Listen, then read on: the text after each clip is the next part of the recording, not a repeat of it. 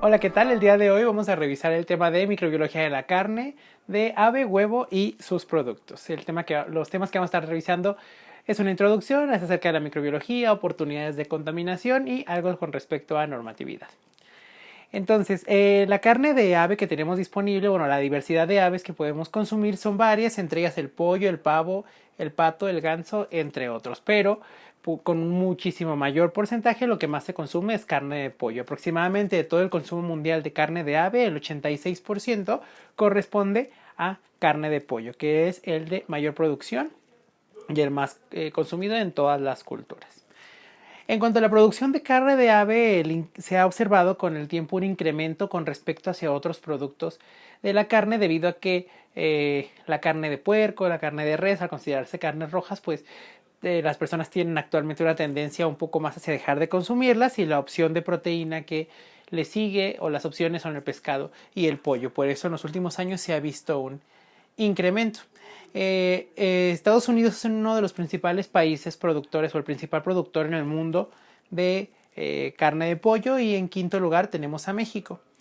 Y dentro de los productos que se generan, bueno, no nada más es la carne de pollo lo que se consume, sino también el huevo como uno de los principales aportes de proteína derivado de estos productos. ¿Qué es la carne de ave o qué comprende esta definición? Pues es el tejido muscular, la piel adherida también entra aquí, el tejido conectivo e incluso los órganos comestibles de especies de aves comúnmente utilizados para la alimentación. Entonces, a diferencia de lo que revisábamos en el tema de la carne de res, en este caso sí se puede considerar dentro de la definición las vísceras y la piel.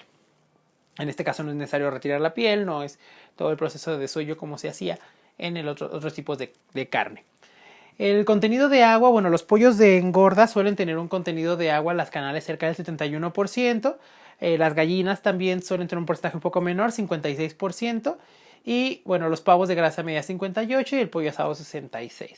En general vemos que la carne, cuando se encuentra como carne cruda, o sea en forma de canal, suele tener unos porcentajes relativamente altos de agua. Sin embargo, ya un tratamiento térmico pues obviamente los va a reducir. Sin embargo, difiere, porque sobre todo suele ser carne que tiene mucha cantidad de grasa.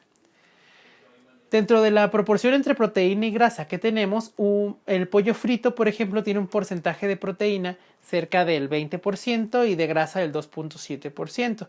Nótese cómo hay otros tipos de carne que incluso tienen más grasa que el pollo frito. Un pollo frito tiene un 2% de grasa, mientras que una carne de pavo llega a tener hasta un 20% de grasa. No se diga la carne de pato, que en el balance es la que resulta como un poco más afectada, teniendo un 16% de proteína contra un 28% de grasa. Suelen ser carnes con una gran cantidad de grasa, que también les da una textura, de hecho, muy suave.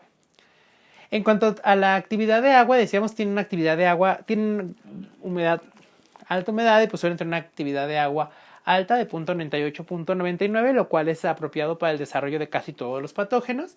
Y en cuanto al pH, difiere según la región del pollo, pues difiere el pH. La pechuga suele tener un pH entre 5.7 y 5.9, mientras que las piernas y la piel suelen tener un pH un poco más neutro, de 6.4 a 6.7 en el caso de las piernas, y la piel de 6.6 a 7.2. El pH, sobre todo de la piel, varía mucho en función de la edad del pollo, y conforme se va poniendo más viejo va poniéndose un poquito más alcalina. Los productos de la carne de ave que se pueden mencionar, por un lado tenemos los que son crudos, frescos y congelados, que es cuando se vende el pollo. Puede venderse entero, puede venderse en piezas, con o sin piel, incluso pueden venderse las vísceras, o puede volverse carne molida de pollo. Mientras que tenemos el cocido no curado, que serían productos de la pechuga, productos de barbecue, puede ser entero horneado, frito o enlatados. Tenemos el cocido curado como productos de la pechuga, salchicha, jamón, paté, y el seco, que es la carne de ave seca, salchichas secas y semisecas, caldos, pero refiriéndonos a los cubitos concentrados de caldo de pollo, y pues a las grasas directamente que se pueden vender para cocinar. ¿Cuál sería el procesamiento que se obtiene que se genera para obtener la carne de pollo? Bueno, de hecho, ustedes ya revisaron un video de cómo es toda esta producción. Sin embargo, vamos a mencionar aquí las etapas más importantes. Entonces, los microorganismos que constituyen normalmente al pollo son muy diversos, y unos de ellos van a ser nativos del pollo y otros van a ser por las condiciones en las que se produce. Tenemos microbiota normal de la piel, la microbiota de la piel que es transitoria y las plumas que están en el momento del sacrificio, y los contaminantes se adquieren durante el proceso por el agua, los trabajadores, etcétera, las fuentes de contaminación convencionales. Digamos que estas son como las etapas así generales, que sería una recepción, una insensibilización, el sacrificio, sangrado, escaldado, desplumado y lavado, que está todas estas 3 etapas enmarcadas de color azul porque es una etapa crítica para la contaminación microbiana. Luego tenemos la evisceración y el lavado de las canales, que esta etapa es crítica pero tiende a la reducción. Podemos hacer actividades para que no se reduzca la carga. Luego ya tendríamos procesamiento de vísceras, y es que ocurre después de la evisceración. Luego un enfriado, pesado, clasificación, transporte y venta. Entonces notamos unas etapas primeras donde la contaminación puede dispersarse, unas etapas muy críticas para la contaminación, y luego unas etapas donde podemos tener ciertas actividades para la reducción, en el caso de la venta de carne de pollo cruda. En cuanto a la granja, bueno, la microbiología se ve afectada en la calidad del agua que se le da a los animales. Por ejemplo, no solamente en los patógenos que afectan a los humanos, sino los patógenos que afectan propiamente a los animales. En las condiciones en las que se tienen los criaderos de pollos, si se fijan, se tiene gran cantidad de pollos muy en contacto. Entonces, cuando hay pequeños brotes, o sea, pollos que se enferman, es muy fácil que la enfermedad se disperse. Entonces, hay que cuidar la calidad del agua que se les da, del alimento, hay que prevenir la sobrepoblación y hay que tener prácticas sanitarias. Los criaderos de pollo se pueden llegar a manejar como lugares donde se concentran gran cantidad de patógenos para los humanos. Por lo tanto, por ejemplo, en la legislación en México se cuenta con todo un protocolo de bioseguridad para poder ingresar ahí. En cuanto a la manera en la que se transportan estos animales, bueno, existen ciertas rejas, tal cual cajitas donde los pollos deben transportarse, y está regulado la cantidad de pollos que puedes meter ahí, el tamaño y el número de cajas que puedes estibar. Esto con el objetivo de reducir el estrés de los pollos y reducir con eso la cantidad de veces que defecan y evitar que queden todos manchados de materia fecal, sobre todo a los que les toca de todo el apilamiento, a los que les toca más abajo, ¿verdad? Que esos les caería la de todos los de arriba. Aquí el efecto en la microbiología se da por el hacinamiento, o sea, que estén muy pegados, muy apretados. La distancia que haya que recorrer, hay que tener... deben estar las plantas donde se va a procesar la carne relativamente cerca de donde van a estar los criaderos, y el estrés que puedan sufrir, por lo que ya les decía, sobre todo en relación al que defecan. Bueno, en las etapas de recepción, colgado, aturdimiento y desangrado, puede ocurrir una afectación en la microbiología, pero no se ha observado, salvo pequeñas excepciones que ahorita les voy a decir, que tenga un impacto tan grande. Lo que tiene más impacto es lo que viene posteriormente cuando se retiran las plumas, pero pueden tener cierto impacto. Y el aleteo de aves, el personal operativo, el ambiente y sobre todo la poca ventilación pueden generar o han sido identificados como causas para que estén contaminados con patotipos de E. coli, de Listeria monocytogenes, de S. aureus, Bacillus cereus y Pseudomonas aeruginosa. La etapa, la primera, que es el aturdimiento, se hace, a diferencia de en las reses que se hacía con un disparo de aire en la cabeza, en los pollos se hace mediante un aturdimiento eléctrico principalmente, aunque también se puede hacer con una atmósfera de dióxido de carbono.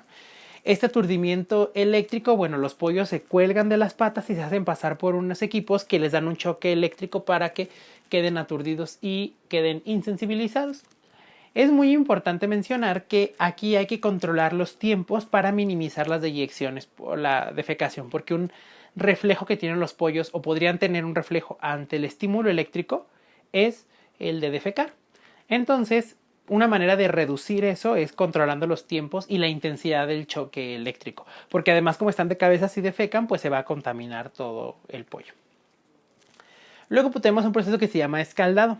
En el escaldado los pollos son sumergidos en agua a temperaturas cercanas a los 52 grados centígrados, y esto tiene por objetivo reblandecer las plumas para que sean fáciles de retirar. Entonces facilita la remoción de plumas y directamente es la inmersión en agua caliente. Tenemos uno que es suave, que no remueve la epidermis y que se da a 52 grados centígrados por 3 minutos. Pero hay otros tratamientos un poco más fuertes, que estos sí van a remover las capas más externas de la piel, que sería 58 grados por 2.5 minutos. Sin embargo, se ha visto que el tratamiento más severo puede favorecer la adherencia, porque al remover las capas más superficiales de la piel expone sitios donde algunos patógenos tienen mayor facilidad para introducirse e incluso protegerse por la cantidad de grasa. Se puede, también en el escaldado hay algunos procesos que utilizan la aspersión con agua caliente, que en cuanto a microbiología pueden resultar muy buenos, pero hay que siempre valorar qué tan efectiva es la posterior remoción de plumas, y también se ha establecido algunos con vapor de agua que pueden tener un mejor efecto en la microbiología. En cuanto al escaldado mismo, debe procurarse que el agua no sea agua estancada y que de preferencia existe una recirculación. Si se pudieran acoplar filtros sería un mejor proceso todavía. Y los microorganismos van a provenir del ambiente, de las plumas, de la piel, de las patas y obviamente del tracto intestinal de los animales. En el escaldado se ha demostrado además que puede ocurrir una disminución de los microorganismos si se aplica de manera adecuada. Existen algunas validaciones donde se ha visto que a 60 grados durante 115 segundos puedes llegar a tener una reducción de hasta casi 8 logaritmos de BMAs y de 3 logaritmos y medio de Escherichia coli. Más o menos una reducción menos significativa se da cuando el proceso es menos severo. 53 grados centígrados por 128 segundos. Vemos que, por ejemplo, E. coli antes tenía 4 logaritmos y después tiene solamente 3.4, es decir, la reducción fue de más o menos medio logaritmo nada más. Entonces, el tratamiento, mientras mayor sea la temperatura sobre todo, mejor es en cuanto a microbiología, pero debemos ser muy cuidadosos porque no queremos vender pollo cocido, entonces tampoco se trata de dar un tratamiento térmico tan severo. Una vez que se ha sometido a este tratamiento, se lleva a cabo el desplumado, que se realiza de manera mecánica mediante unas máquinas que están provistas de unos deditos de goma que van desprendiendo las plumas de la superficie del animal. Y después de esta etapa, pues el número de BMAs como indicador suele incrementarse. Si nosotros medimos las BMAs, pues en esta etapa se incrementan por la acumulación de plumas, el ambiente operativo es un poco denso, la generación de aerosoles, etc. Y las altas cifras de BMAs y estafilococos pueden sugerir un inadecuado proceso de desplumado. Aquí, para evaluar el proceso de desplumado y sobre todo establecer con qué frecuencia vamos a estar haciendo los lavados de las máquinas, se puede utilizar el recuento de BMAs. No como un indicador de fallas en las prácticas higiénicas, sino como un indicador de proceso para poder establecer procedimientos de higiene. Y bueno, aquí tenemos algunos ejemplos. Me imagino que no sé si sea fácil de observar en el video, pero bueno, aquí lo que trata de mencionar esta tabla es cómo, con respecto al tiempo, esos dedos de goma que van limpiando las plumas suelen tener desgaste. Pues obviamente al estar en contacto con las plumas, con la piel y demás, pues se van desgastando y eso va erosionando la superficie y eventualmente eso puede dificultar los procedimientos de limpieza. Entonces también hay que evaluar mis dedos de goma, cuánto tardan en erosionarse, y yo puedo establecer cada cuánto voy a estar haciendo los cambios de esos dedos, que se pueden comprar los repuestos. Luego, ya que se hizo esto, llegamos a la etapa de la evisceración. Existen máquinas que lo hacen de manera automatizada, aunque no dudo que haya lugares donde se realice de manera manual. Y bueno, aquí la evisceración puede transferirse microorganismos entre las canales a través de los trabajadores, los inspectores y el equipo. Entonces, las prácticas de higiene aquí tienen que ser respetadas como en cualquier alimento. Es muy importante definir cómo va a ser el proceso y capacitar a los trabajadores sobre la técnica correcta para evitar la contaminación. Al igual que en la carne de res, los pollos pueden tener gran cantidad de microbiota en los intestinos, y cuando se haga este corte, esta evisceración, se puede derramar sobre la carne, el contenido intestinal, y pues contaminarla. Si el proceso es mecánico, pues hay que evaluar cuál es la manera de hacer el mantenimiento y la higienización. Sobre todo recuerden que en esta parte lo más importante es preservar la integridad intestinal para evitar el derrame en la carne. Acá tenemos una tabla donde vamos haciendo el recuento de BMAs y de coliformes en las diferentes etapas, y vemos que cuando se suele acoplar a un procedimiento de sprayado, la microbiota suele tener una pequeña reducción, pero sinceramente, si comparamos en la carne cruda, cuando inician, suele, por ejemplo, tener de coliformes 4.7 logaritmos y suele terminar después de lavados y todo eso, en 3.5. Si acaso es una reducción de un logaritmo, lo cual no es tan impresionante, pero lo muy importante en estos procesos es prevenir que se contaminen. Es decir, ya van a tener una microbiota normal que viene propiamente del pollo, que es un poco más difícil de controlar que la de la res. Entonces ya va a tener una microbiota normal. Entonces el chiste de este proceso es cómo le voy a hacer para que estas cuentas no se me incrementen. Si ve una reducción, qué bueno. Pero aquí mis indicadores se utilizan para evitar el incremento. Yo debo buscar que no haya un incremento, que mi proceso no esté contaminando las canales. Los microorganismos que ya tenga de manera natural, pues se van a conservar porque yo no tengo un tratamiento severo para el producto. Entonces, después se hace un procedimiento de lavado de la canal, ya después de la evisceración, que suele involucrar bastante cantidad de agua. Eso nos hace entender un poco por qué luego se quieren acoplar procesos para reutilizar el agua, filtrándola, tratándola y volverla a incorporar. Más o menos se requiere 1.5 litros por cada 2 kilos de peso. Entonces ya extrapolamos eso a la cantidad de pollos que se procesan y pues suele ser grandes cantidades de agua. El lavado puede reducir las cifras de patógenos, tanto de esos y también como para evaluarlo podemos reducir las cifras de algunos indicadores. Y en este caso al utilizar agua pues se ha visto que puede incrementarse las cifras de Pseudomonas, que es un microorganismo que si bien no es patógeno por el consumo, pues puede transportarse a través del agua y pues pueden incrementarse. Aquí es muy importante porque sí es un deteriorador. Entonces, lo que vemos acá es que, por ejemplo, cuando la evisceración no se hace de manera correcta, pues podemos tener un incremento directamente en la cantidad. Y si se hace de manera correcta, podemos tener una reducción de los microorganismos. En este caso, por ejemplo, para Salmonella, cuando tenemos en un procedimiento donde no hay sprayado una positividad de 71% y cuando hay un sprayado realizado de manera adecuada, la positividad reduce a 33%. Incluso se puede acoplar aquí algún producto químico para reducir con mayor intensidad esos microorganismos.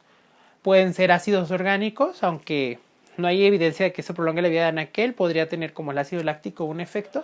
O incluso se puede clorar. Claro, las cantidades de cloro tendrán que ser reducidas, no tendrá 200 partes por millón, pero un agua clorada puede tener un efecto significativo. Después de esto vamos a pasar al enfriado porque las canales van a quedar calientes. Tiene por objetivo disminuir la temperatura para prevenir la proliferación de los microorganismos y se suele emplear aire frío, puede asperjarse agua fría, esta deberá ser agua potable, o puede hacerse la inmersión en tanques con agua fría. Sin embargo, la inmersión en tanques siempre será un punto muy desfavorable porque puede dispersarse la contaminación. Si se introducen una o dos canales contaminadas a un tanque con agua fría, los patógenos de ahí pueden dispersarse hacia otras porciones del lote. Se ha observado que puede reducirse o puede afectarse la microbiología en función de cómo se almacena el producto. Las temperaturas bajas van a prevenir la multiplicación, así que se espera observar una reducción. Los invito a que ya con un poco más de detenimiento en su casa puedan de esta presentación ir revisando las tablas. En el caso de Salmonella, por ejemplo, puede verse que antes del enfriado y después del enfriado, cuando se hace por inmersión, tenemos un incremento de los positivos, que es lo que les mencionaba. En diferentes estudios de 4 a 11, de 48 a 72 y de 43 a 46. Mientras que si ese enfriamiento se hace simplemente con aire, las cifras se mantienen de 20 a 19, de 1.3 a 0.8. A veces se reducen de 56 a 15, de 70 a 60, de 52 a 13, etc. Pero acá también estamos buscando de que no se incremente la cantidad porque el enfriamiento no es como tal una medida para reducir microorganismos, sino para evitar su multiplicación. Si vemos que se evita la multiplicación, entonces estará funcionando. Y para el empaque final, bueno, se puede empacar entero o en piezas y puede... las fuentes de contaminación aquí pues suelen ser los equipos, suelen ser las superficies y propiamente los trabajadores. Cuando hablamos de estos microorganismos de interés, ¿cuáles podrían ser los principales patógenos de interés? Uno es Salmonella, porque Salmonella, la principal fuente en el proceso es el propio pollo. Los pollos suelen ser un reservorio natural de este patógeno, así que básicamente todo el pollo crudo que nosotros compramos y así todo el pollo que llega a una procesadora tiene salmonela. Esa es una consideración que debemos tener siempre. Los porcentajes de positividad suelen ser mucho más del 50% para toda la producción. Y ya después puede ocurrir una dispersión a las canales por el equipo, por el instrumento, por los trabajadores, los instrumentos, los trabajadores. ¿Y cómo es el principal control? Bueno, ya directamente en la granja va a estar muy difícil que lo evitemos, porque ya dijimos, los pollos pueden dispersarla por el modo en el que se mantienen, son una gran cantidad de un espacio reducido. Además, los pollos luego tienen los comederos y pueden defecar sobre los comederos mismos y pues otros pollos van y se lo comen de todas maneras. Así que unos pollos con salmonela van a que todos tengan salmonela y no se van a enfermar de salmonelosis. Simplemente que van a ya ser portadores de un patógeno que sí es patógeno para los humanos. Lo que yo puedo hacer más bien es evitar la contaminación cruzada a través del lavado y desinfección de equipo y utensilios.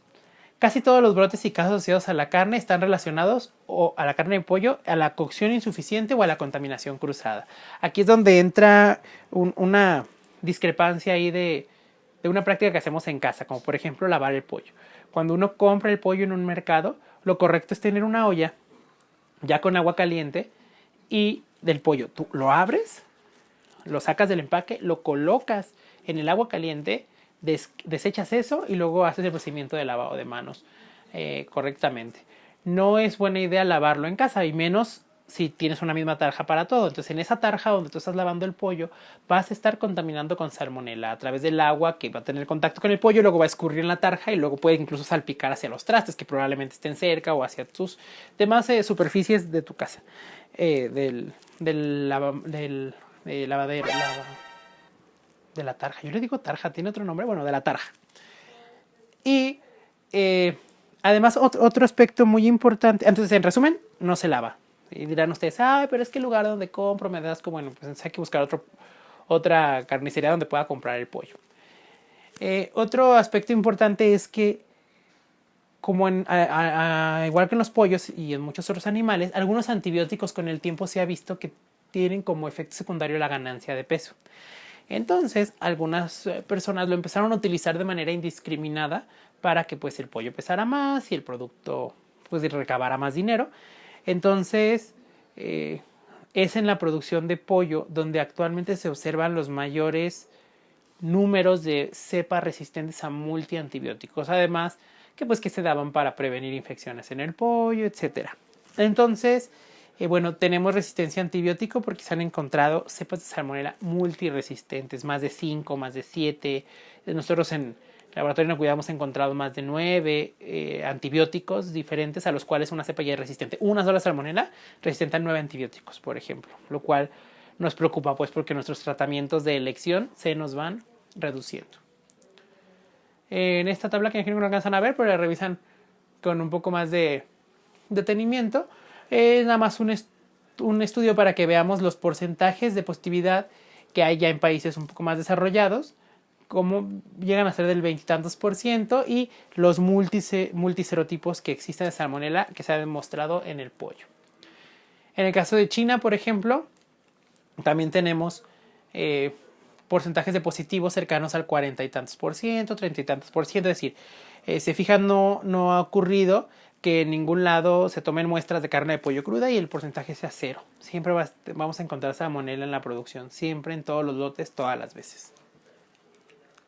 Y bueno, ya es también interesante cómo hay una diferencia estacional en los meses donde se puede encontrar más calores, donde la cantidad suele incrementarse, tanto de positivos como de concentración del patógeno que tienen los positivos.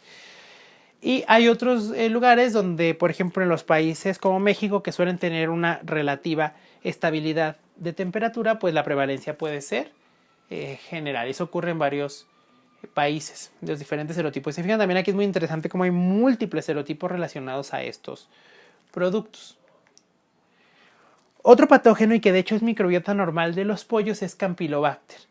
Estudios desde 1981 han demostrado que las aves, el 100% de las aves tienen Campylobacter y es un patógeno para los humanos. Entonces, en las heces de pollo se encuentran incluso concentraciones de 10 a la 10, o sea, una materia fecal de pollo es casi puro Campylobacter. Y principalmente se aísla de secciones intestinales, es decir, de la parte de la cloaca. ¿Qué nos ocasiona este microorganismo a nosotros, inicialmente puede causar una gastroenteritis, como una diarrea normal. De hecho, se considera que en cuanto a las bacterias no es Salmonella la que causa más gastroenteritis, sino es Campylobacter. Y se ha relacionado, hay estudios que relacionan una infección con Campylobacter con posteriormente desarrollar un síndrome autoinmune que se llama síndrome de Guillain-Barré. Los mecanismos no están del todo explicados, pero se sabe que hay una correlación entre las infecciones por Campylobacter y el desarrollo de este síndrome. Y suele ser una diferencia de años después de la infección.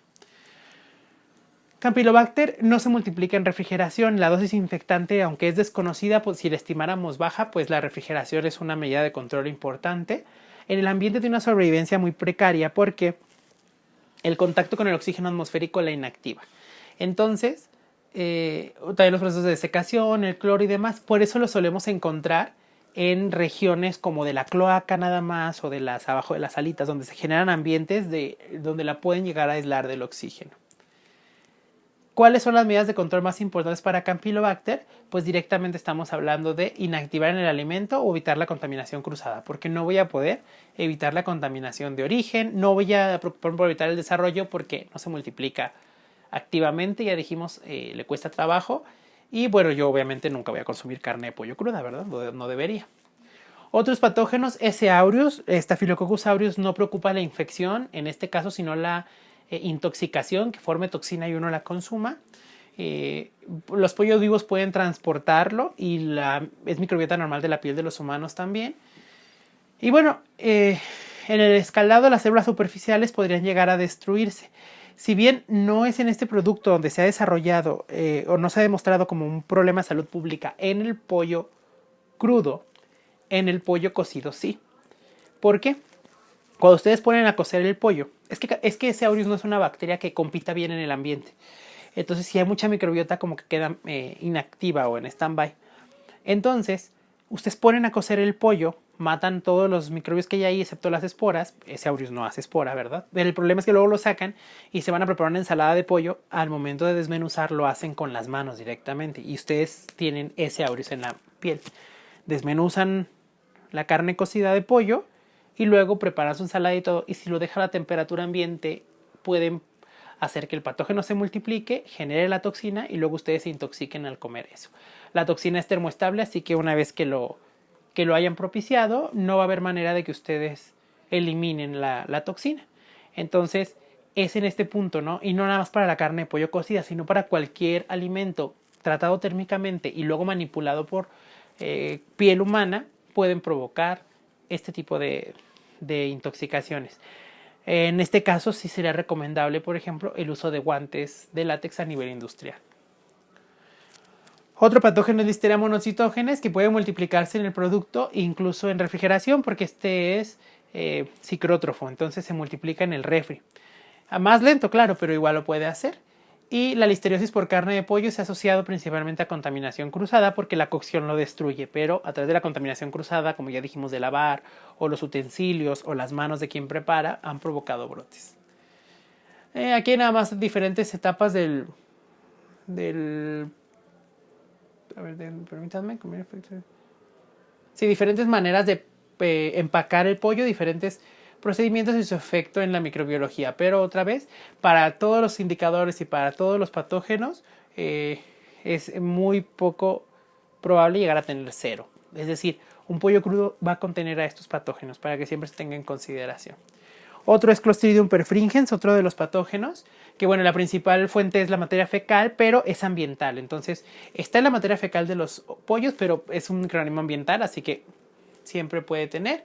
Y se reporta como lento desarrollo en la carne de pollo y las bajas temperaturas eliminan la multiplicación. O sea, queda, si lo refrigero no se va a multiplicar. A este me preocupa su multiplicación. Sin embargo, este sí es esporulado. Eso fue un trueno, está lloviendo. Ay, no, qué fuerte trueno. ¿Qué estaba? Sí. Las temperaturas bajas, o sea, la refrigeración sí va a evitar que se multiplique el microorganismo. Clostridium botulinum también. Y ambos están asociados a almacenamiento prolongado de la carne. Entonces, el Clostridium botulinum en pollo se causa por Clostridium botulinum tipo C. Y bueno, hay otras cepas que también se han relacionado a este problema. Existe también el deterioro de la carne de pollo y existen diferentes tipos de pudrición. Los factores más importantes pues es la temperatura de almacenamiento, el número y tipo de bacterias, el pH de la carne y el material y método de empaque. En cuanto al material y método de empaque, por ejemplo, es muy... bueno, voy a pasar a explicar cada uno, ya me iba a adelantar. La temperatura de almacenamiento, bueno, Pseudomonas es el principal causante de deterioro y este crece desde los -2 a los 5 grados centígrados. No exclusivo, pero es psicrótrofo también, puede crecer también a temperaturas medias. Entonces, puede causar deterioro a estas temperaturas. Por lo tanto, cuando a mí se me echa a perder un pollo en refrigeración, probablemente esté relacionado al desarrollo por Pseudomonas. Otros géneros como Yarrowia, Cándida y que son levaduras, pueden también multiplicar esas temperaturas. Así que en la refrigeración, pues de todas maneras hay un deterioro. Este es un artículo que, aunque viejito, es muy interesante porque nos presenta diferentes temperaturas de crecimiento y diferentes microorganismos, siendo el punto la temperatura óptima y la línea todo lo que abarcan. Entonces existen todos estos patógenos como varias especies de Pseudomonas y de otros que van a multiplicarse a partir incluso desde los 0 grados centígrados. Así que sí existen varios deterioradores del pollo que pueden crecer en refrigeración. En cuanto al número y tipo de microorganismos, bueno, los psicrótrofos son el grupo más importante por las condiciones de almacenamiento y los procedimientos como lavado y desinfección tanto de las superficies de procesamiento como de la propia canal sí podrían tener un efecto en el control de los deterioradores. Los signos de deterioro más frecuentes son los malos olores. Pueden detectarse ya con cuentas altas de psicrótrofos, cerca de 10 a la 7 o 10 a la 8 por centímetro cuadrado. Entonces el deterioro además puede ser como la generación de una sustancia viscosa, de un material viscoso en la superficie, y entonces ya nos estaría hablando del desarrollo microbiano. Igual existen diferentes microorganismos que lo afectan y aquí tenemos como ciertas sustancias que son utilizadas para el crecimiento. Nótese que existe deterioro aerobio y también existe deterioro anaerobio, porque muchos de estos microorganismos como Shegwanella pueden crecer de manera aerobia y anaerobia. Entonces, en ambos casos, tendríamos sustratos en el pollo que le permiten crecer y en cualquier condición ambiental crecería. En cuanto al pH, dijimos que difiere según la parte del cuerpo, pero mientras más cerca esté de la neutralidad, más fácil se va a deteriorar. Por lo tanto, si yo tengo porciones musculares como la pechuga o un poco más grasosas como la pierna, bueno, la pierna que tiene un pH un poco más neutro es más susceptible de deterioro. Se han demostrado Acinetobacter y Shegwanella como los principales géneros que deterioran el pollo, sobre todo en las piernas, y esos mismos ya en la pechuga no lo hacen con la misma intensidad.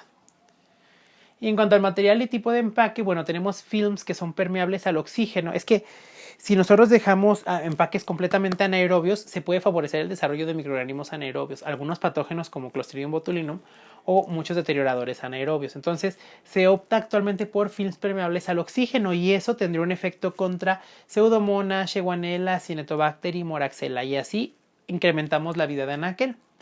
Si los films son impermeables al oxígeno, pues vamos a tener desarrollo anaerobio como lactobacillus, leuconostoc, aeromonas y Shegwanella. En todos esos casos tendríamos un deterioro relacionado pues, a estos microorganismos, sobre todo estos suelen generar esos films que les digo más propios. Y fíjense, un aspecto muy importante de la carne cruda del pollo es el material y el tipo de empaque, porque tenemos atmósferas modificadas que están combinadas, porque algunos patógenos, como ya dijimos, como Campylobacter, se inactivan con grandes cantidades de oxígeno. Entonces lo que se hace es que se colocan en estas bandejas que tienen una película y que están suplementadas de ciertos gases. Por ejemplo, están al vacío, tienen 20% de CO2 y el otro 80% se complementa con oxígeno. Entonces es una gran cantidad de oxígeno para algunos patógenos como Campylobacter y con eso se logra eliminar. Obviamente que esta tecnología de empaque impacta en el precio. No es igual poner una charla desechable con un plástico de cocina normal contra toda esta tecnología que obviamente suele hacerlo un poco más costoso. Pero sí es importante que ustedes consideren cuál opción, ¿verdad? Si a lo mejor lo van a consumir de manera directa, pues a lo mejor el empaque normal. Pero si lo van a almacenar durante más tiempo, este es el que les va a preservar de mejor manera las características de calidad. No solo es la carne lo que nos interesa, sino también el huevo. Ya dijimos que es una principal fuente de proteína en la dieta de muchas personas y que además se considera que, bueno, primero es un producto virtualmente estéril. Vamos a decir virtualmente porque en principio no debería de contener microorganismos en la zona interna. En la zona externa, pues claro que sí.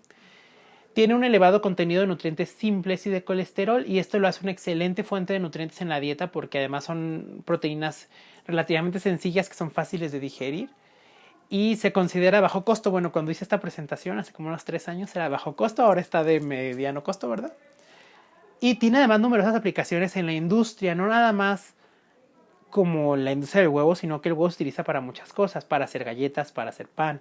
Incluso hay algunas bebidas que llevan huevo, hay algunos aderezos que llevan huevo. Entonces, si el huevo está contaminado, en algunas bebidas como algunas tradicionales de Alemania, que realmente es casi cerveza revuelta con huevo, y en algunos productos de la panificación, o en hacer algún betún, o en generar como algunos aderezos, algunos tipos de aderezos César, ranch o mayonesa, por ejemplo. Si está contaminado y no hay un tratamiento térmico, va a transferir directamente microorganismos a productos que son ya listos para consumo. Y además tiene una capacidad muy importante de autoconservación, porque la cáscara, así de simple como uno la ve, en realidad es bastante compleja. Está formada de varias barreras que van a hacer que los microorganismos no puedan penetrar en el huevo de manera normal. Si nosotros vemos cómo es la anatomía de un huevo, tendríamos primero nuestras 3 cubiertas, a las cuales ahora les vamos a dar un espacio, un zoom un poquito más, pero bueno, tenemos las cubiertas, luego tenemos la zona de la yema, y aquí se encontraría localizado el embrión, que si el huevo pues no está fertilizado no habrá mucha diferencia, y tenemos luego toda la región de la clara. La yema siempre está detenida en medio, porque tenemos estas de aquí, que son estas fibras proteicas que se les llama chalazas. A los que nos tocó la triste desgracia de que nos dieran huevo crudo alguna vez para licuados o lo que fuera, esas chalazas que eran difíciles de tragar, que se te pegaban, son estas que mantienen la yema en el centro. Y también tiene una cámara de aire. Esta cámara de aire, conforme va pasando el tiempo, se va haciendo más grande. Entonces esto es muy interesante, porque ustedes ya habrán escuchado alguna vez que una manera de saber si un huevo es fresco o no es colocándolo en un vaso con agua. Si colocas el huevo en un vaso con agua y el huevo se hunde, se considera un huevo fresco, y si flota, se considera un huevo en mal estado. Mucha gente lo hace pero no sabe la razón, y la razón es porque el huevo por dentro tiene una cámara de aire, y esta cámara de aire va creciendo conforme el huevo está expuesto al ambiente. Entonces, mientras más tiempo tenga expuesto, más grande es la cámara de aire, hasta cierto punto que le permitiría flotar en un vaso con agua. En cuanto a las cubiertas, tenemos primero la cutícula, luego propiamente la cáscara, y luego 2 membranas. Una membrana externa que está en contacto con la cáscara y una membrana interna que está en contacto con la clara. La primera etapa, que es la cutícula, es una capa proteica que tiene 10 micras de espesor, y es más una especie de polvo, no es tanto como una cubierta, sino más como una especie de polvo. Esta se remueve con el lavado. Entonces, un aspecto importante es que si se remueve, y bueno, además esta especie de talco, el cascarón va a tener unos orificios naturales, pero no entran los microorganismos ahí porque están tapados con ese talco que es la cutícula. Pero si yo lo lavo, remuevo esa cutícula y dejo expuestos esos orificios naturales, y los microorganismos pueden meterse por ahí. Entonces, si es removida, se facilita la penetración, y conforme el huevo envejece, pues existe una retracción también de poros que los va a dejar abiertos, y la cutícula pues ya se va a ir removiendo. Entonces, otro aspecto común de qué hacemos en la casa con el huevo es: ¿lo lavo o no lo lavo? Bueno, yo entiendo que a veces compramos huevo que se ve como un poco sucio. En ese caso, lo más ideal es lavarlo justo antes de usar, porque si lavas los huevos y los dejas ahí expuestos mucho tiempo, vas a favorecer el deterioro más rápido, incluso la contaminación interna. Luego tenemos ya el cascarón, que es una capa porosa, que es la permeabilidad pues va a guardar siempre relación con el espesor. Otra cosa interesante es que el espesor puede no ser homogéneo en toda la cáscara. Entonces, habrá unas zonas donde sí sea más fácil que penetre y otras donde no tanto. Las membranas del cascarón pues ya están constituidas de queratina fibrosa, y se cree que las bacterias pueden atravesarlo, sobre todo las que se generen sistemas proteolíticos que puedan degradar esas proteínas. Y llegando a la clara, en la clara tenemos factores que dificultan que el microorganismo ingrese más allá, como es la viscosidad, una escasez de nutrientes de fácil digestión para las bacterias, un pH elevado que es de 9, y unas enzimas que son la lisozima y la conalbúmina, que tienen efecto antimicrobiano. La lisozima sobre todo se ha estudiado mucho, la tenemos también en la saliva, y es una enzima que degrada a los microorganismos, sobre todo a los microorganismos. Como degrada la pared celular, tiene mayor efecto en los gram positivos. Y la conalbúmina, pues que se dedica a secuestrar el hierro, y con eso de cierta manera inactiva el metabolismo.